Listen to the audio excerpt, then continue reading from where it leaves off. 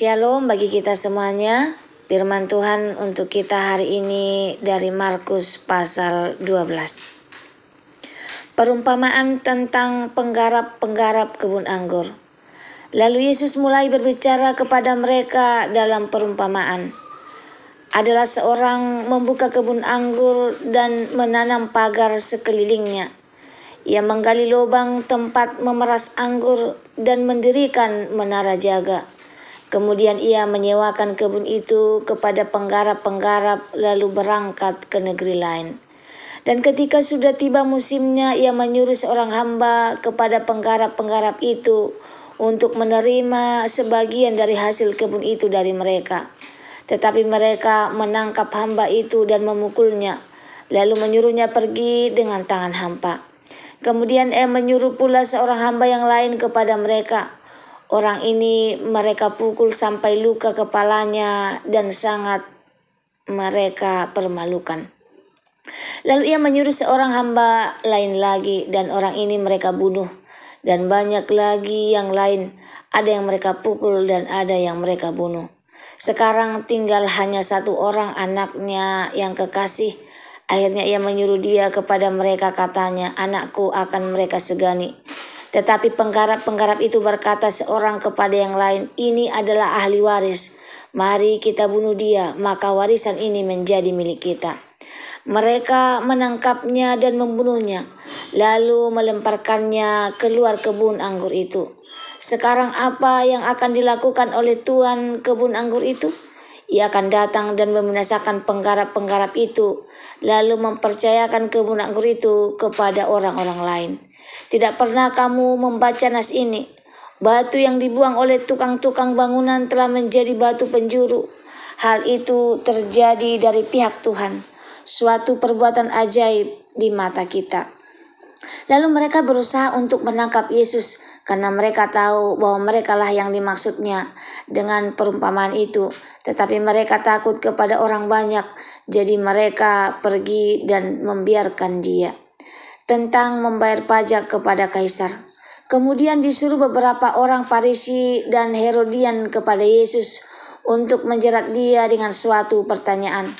Orang-orang itu datang dan berkata kepadanya, "Guru, kami tahu engkau adalah seorang yang jujur dan engkau tidak takut kepada siapapun juga, sebab engkau tidak mencari muka, melainkan dengan jujur mengajar jalan Allah dengan segala kejujuran. Apakah diperbolehkan membayar pajak kepada Kaisar atau tidak? Haruskah kami membayar pajak atau tidak?" Tetapi Yesus mengetahui kemunafikan mereka, lalu berkata kepada mereka, "Mengapa kamu mencobai aku? Bawalah kemari 1 dinar supaya kulihat." Lalu mereka bawa. Maka ia bertanya kepada mereka, "Gambar dan tulisan siapakah ini?" Jawab mereka, "Gambar dan tulisan Kaisar." Lalu kata Yesus kepada mereka, "Berikanlah kepada Kaisar apa yang wajib kamu berikan kepada Kaisar, dan kepada Allah apa yang wajib kamu berikan kepada Allah." Mereka sangat heran mendengar dia. Pertanyaan orang Saduki tentang kebangkitan. Datanglah kepada Yesus beberapa orang Saduki yang berpendapat bahwa tidak ada kebangkitan. Mereka bertanya kepadanya, "Guru, Musa menuliskan perintah ini untuk kita. Jika seorang yang mempunyai saudara laki-laki mati dengan meninggalkan seorang istri, tetapi tidak meninggalkan anak, saudaranya harus kawin dengan istrinya itu dan membangkitkan keturunan bagi saudaranya itu. Adalah 7 orang bersaudara, yang pertama kawin dengan seorang perempuan dan mati dengan tidak meninggalkan keturunan. Lalu yang kedua juga mengawini dia dan mati dengan tidak meninggalkan keturunan.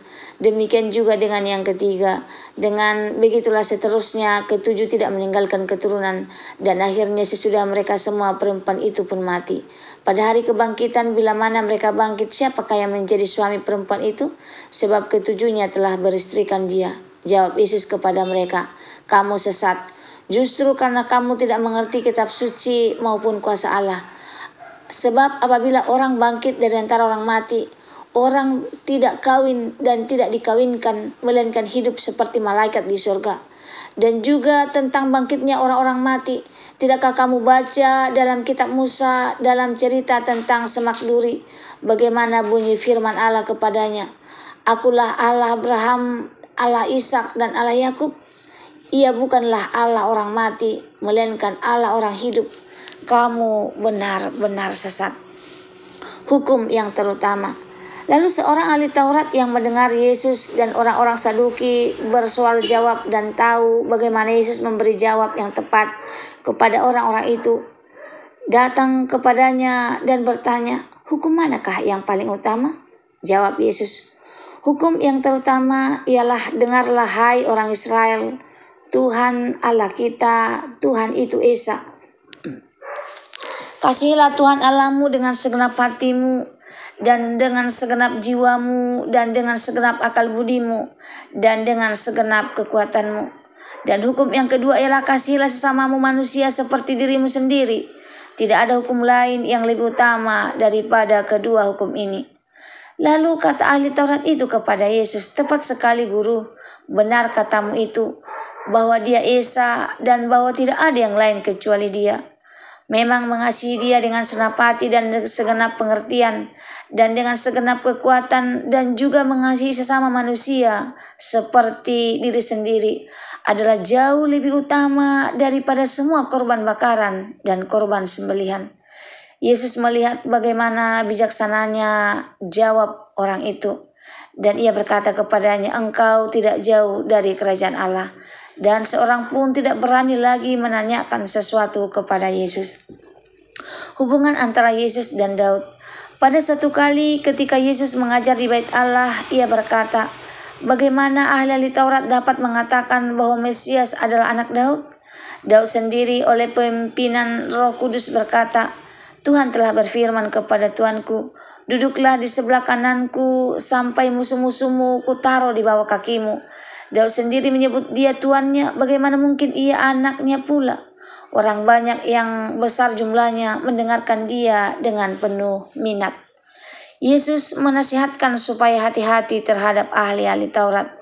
Dalam pengajarannya, Yesus berkata, "Hati-hatilah terhadap ahli-ahli Taurat yang suka berjalan-jalan memakai jubah panjang dan suka menerima penghormatan di pasar, yang suka duduk di tempat terdepan di rumah ibadat dan di tempat terhormat dalam perjamuan, yang menelan rumah janda-janda, sedang mereka mengelabui mata orang dengan doa yang panjang-panjang. Mereka ini pasti akan menerima hukuman yang lebih berat." Persembahan seorang janda miskin. Pada suatu kali Yesus menghadapi peti persembahan dan memperhatikan bagaimana orang banyak memasukkan uang ke dalam peti itu. Banyak orang kaya memberi jumlah yang besar. Lalu datanglah seorang janda yang miskin dan ia memasukkan 2 peser, yaitu 1 duit. Maka dipanggilnya murid-muridnya dan berkata kepada mereka, "Aku berkata kepadamu, sesungguhnya janda miskin ini memberi lebih banyak daripada semua orang yang memasukkan uang ke dalam peti persembahan. Sebab mereka semua memberi dari kelimpahannya, tetapi janda ini memberi dari kekurangannya, semua yang ada padanya, yaitu seluruh nafkahnya." Renungan untuk kita hari ini dari Markus 12 ayat 1 sampai 44. Saudara-saudara yang dikasihi Tuhan, pasal ini mencatat banyak pengajaran Yesus di Yerusalem menjelang penyalibannya. Kita melihat perumpamaan jawaban Yesus terhadap pertanyaan jebakan, hukum yang terutama, peringatan terhadap ahli Taurat, dan teladan janda miskin. Semua itu mengajarkan satu inti penting. Apakah kita benar-benar hidup untuk Allah atau hanya untuk diri sendiri? Lalu yang pertama, jangan menolak kasih Allah. Israel menolak para nabi, bahkan anak Allah. Pertanyaannya, apakah kita juga menolak suara Tuhan dalam hidup kita? Allah ingin hati kita, bukan sekedar ritual atau penampilan luar. Selanjutnya, kewajiban duniawi dan kewajiban ilahi. Kita hidup di dunia harus taat pada aturan pajak dan hukum. Tetapi ada kewajiban yang lebih tinggi, menghormati Allah dengan hidup kita. Apakah saya sudah memberikan kepada Allah yang menjadi haknya? Kehidupan yang kekal itu nyata. Saduki meragukan kebangkitan. Yesus menegaskan Allah bukan Allah orang mati. Hidup kita bukan hanya soal dunia, tapi ada kekekalan. Apakah kita mempersiapkan hidup untuk hidup kekal? Inti dari kehidupan Kristen adalah kasih. Kasih kepada Allah dengan segenap hati, jiwa, akal budi, dan kekuatan.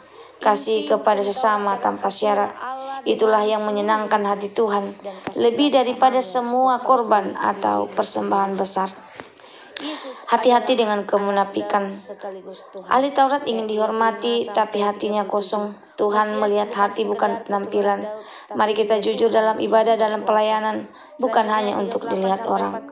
Memberi dengan hati, bukan dengan sisa. Orang kaya memberi dari kelimpahan, janda miskin memberi dari kekurangan, bahkan seluruh nafkahnya. Tuhan menghargai ketulusan, bukan nominal. Pertanyaannya, apakah saya memberi yang terbaik bagi Tuhan atau hanya sisa-sisa? Aplikasi firman Tuhan untuk kita pada malam hari ini. Periksalah hati kita, apakah kita sungguh-sungguh mengasihi Tuhan atau hanya beragama di luar saja.